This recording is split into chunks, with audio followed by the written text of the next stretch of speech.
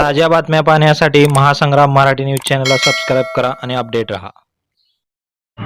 अभिजित पाटील यांच्याबद्दल पहा काय म्हणाले शिवतेज सिंह मोहिते पाटील। नमस्कार मित्रांनो, महासंग्राम मराठी यूट्यूब चॅनल आपल्या सर्वांचे स्वागत।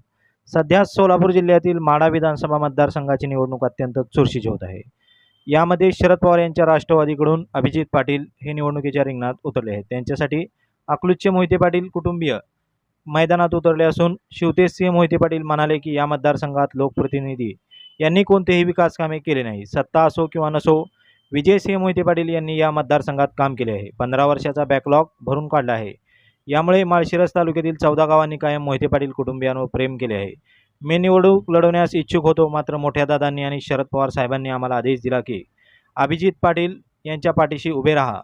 या आदेशाचे पालन करून आम्ही अभिजित पाटील यांचा जोरदार प्रचार करत आहोत।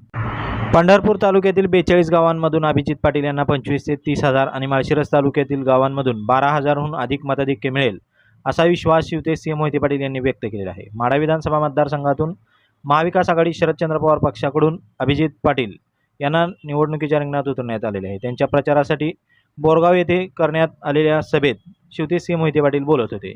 यानंतर अभिजित पाटील म्हणाले की माढा मतदारसंघात 30 वर्षात काय विकास केला असा प्रश्न उपस्थित करत त्यांनी विद्यमान लोकप्रतिनिधी यांच्यावर टीका केली।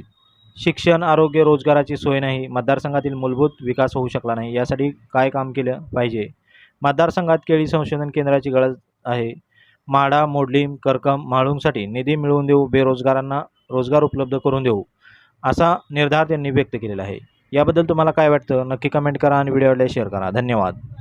आपण जर हा व्हिडिओ यूट्यूबवर पाहत असाल तर आमच्या चॅनलला सबस्क्राईब करा आणि फेसबुकवर पाहत असाल तर चॅनलच्या पेजला फॉलो करायला विसरू नका।